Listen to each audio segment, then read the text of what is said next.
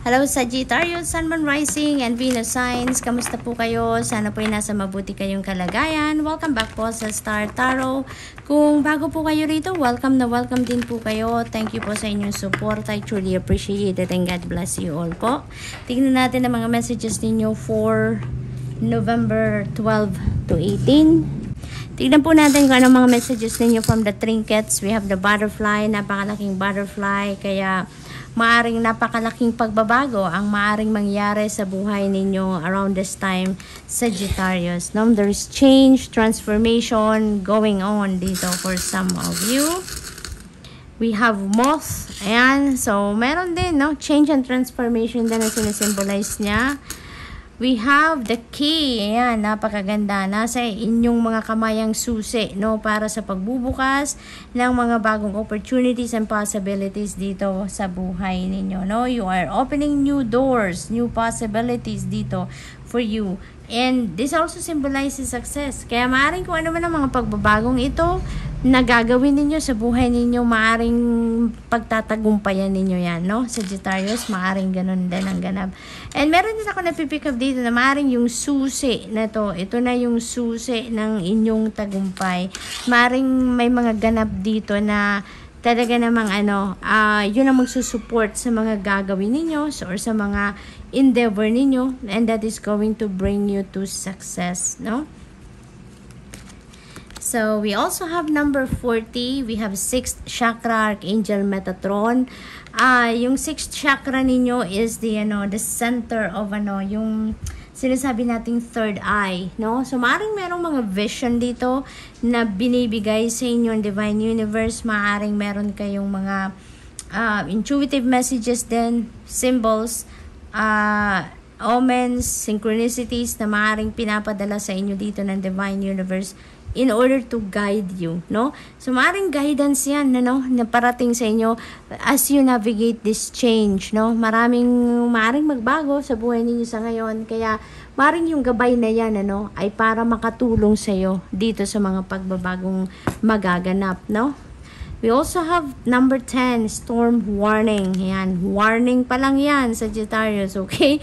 So, maaaring hindi yan mangyari, no? Kung ano man ang bagyo na yan, maaaring hindi yan mangyari. Marami pang pwede kayong gawin para ma-prevent, no, ang pagdating ng bagyo na yan sa buhay ninyo. So, ngayon, use your psychic abilities, use your intuitive abilities dito, no? Nang sa gayon, ma-pick up talaga ninyo dito agad-agad kung anong divine guidance sa inyo, nang sa gayon ma-prevent din ninyo ito. Kasi maaring parte, no, ito, dyan sa mga gabay na binibigay sa inyo ng Divine Universe, no, yung mga mensahe na yan, na maaring pinapadala sa inyo, yung mga vision, mga ganon, maaring yan, no, can help you as well, para ma-prevent ninyo, para malaman ninyo kung anong gagawin ninyo, para ma-prevent ninyo ang storm na yan, na maaring dumating, no, maaring dumating, kasi you still, hindi pa nangyayari, so you still have the chance, you still can do something about it para ma-prevent ninyo yan, or para maiwasan ninyo yan, or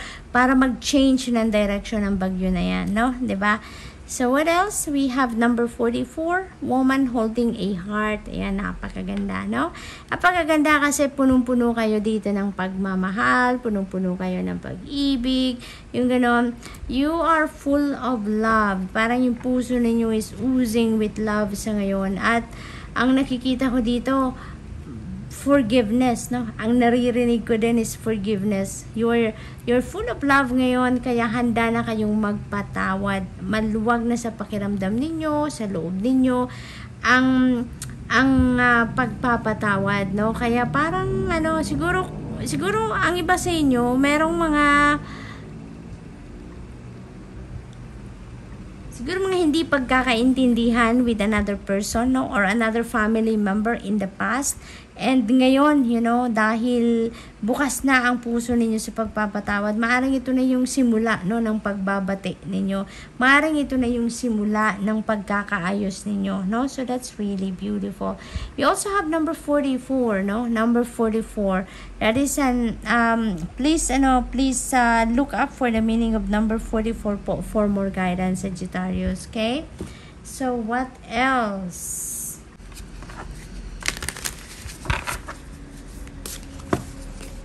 Sag, we have butterfly, spirit transformation. Ayan. So, meron tayong butterfly doon, meron tayong moth, and there is another butterfly spirit dito sa buhay ninyo. So, there is a malakihan or massive transformation siguro na maaring mangyari sa inyo dito, Sagittarius.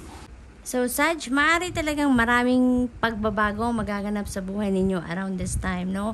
We have number 8 din dito sa card na to. So, most likely ang mga pagbabagong ito, kasama na dito yung ninyo. Maaaring isa sa mga magbabago dito sa buhay ninyo is your financial landscape, no? Maaaring ang iba sa inyo nakakaranas ng medyo may kahirapan pagdating sa pera, maaring merong nararanasang financial difficulties, no, recently, or maaring yung mga nakaraan, no.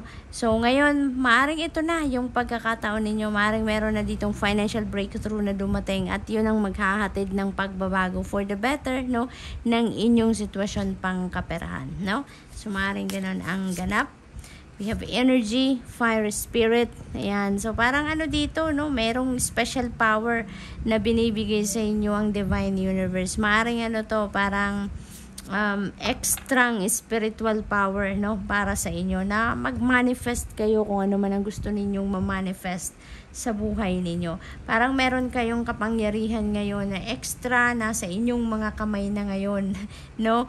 Ang special power para gawin ninyo kung ano ang nararapat ninyong gawin or kung ano yung mga gusto ninyong gawin para makalapit kayo doon sa pagmamanifest ng mga gusto ninyong ma-manifest sa inyong 3D reality, no? So, may ganong ganap.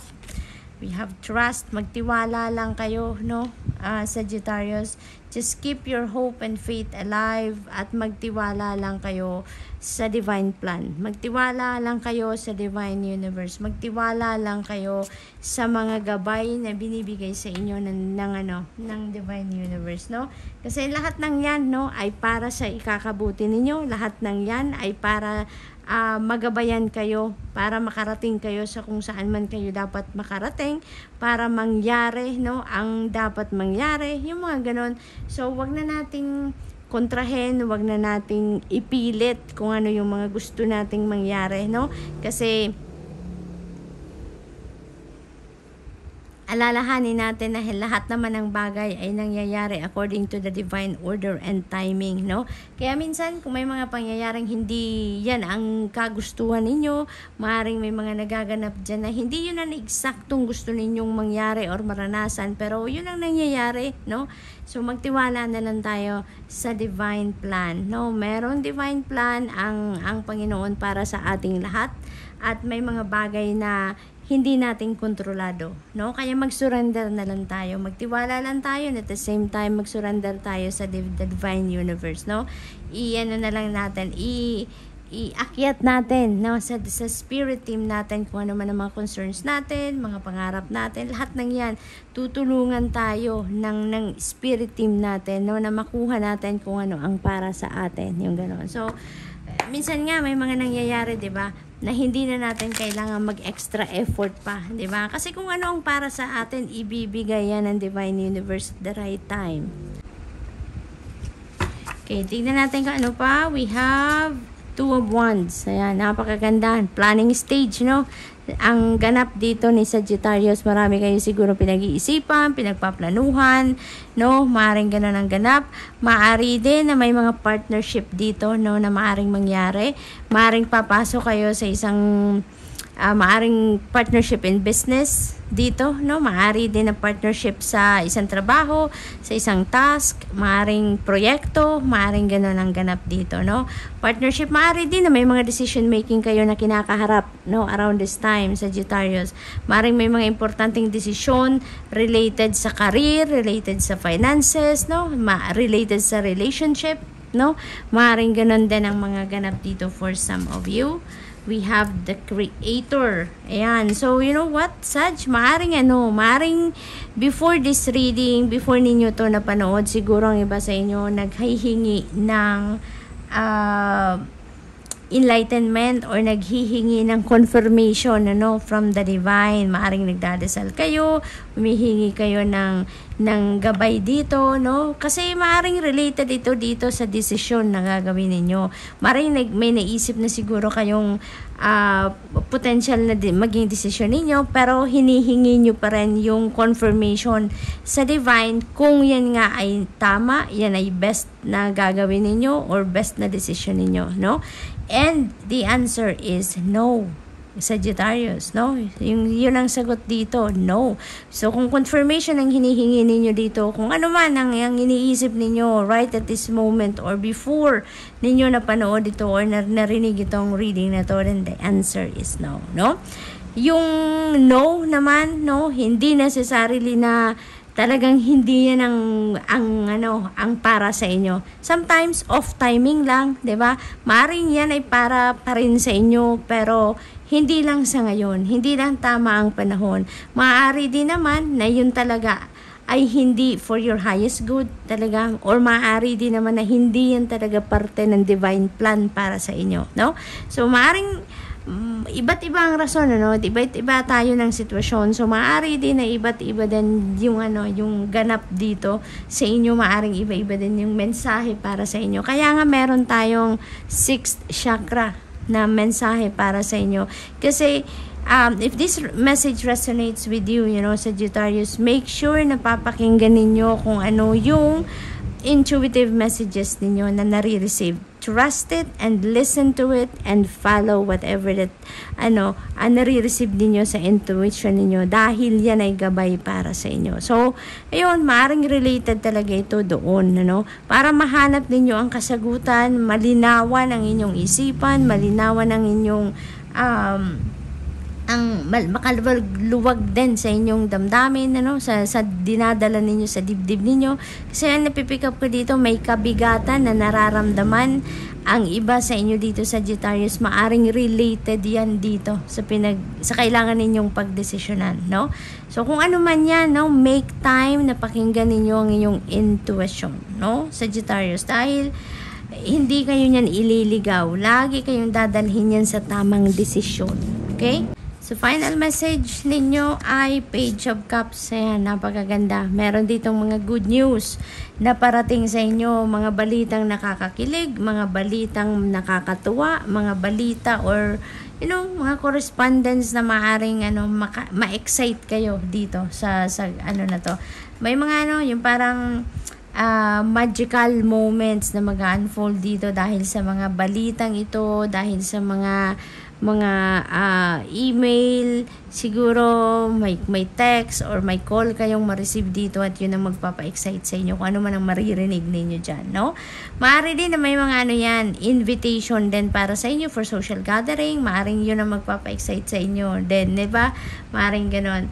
Mga okasyon, no? Maaring maimbitahan kayo dito sa mga okasyon na isa-celebrate din ng mga kaibigan ninyo, kamag-anak, mga ganon, So, Sag, that's all I have for you for the week. I hope nakatulong ang mga mensaheng ito in some way. Thank you for watching. Love and light. Namaste.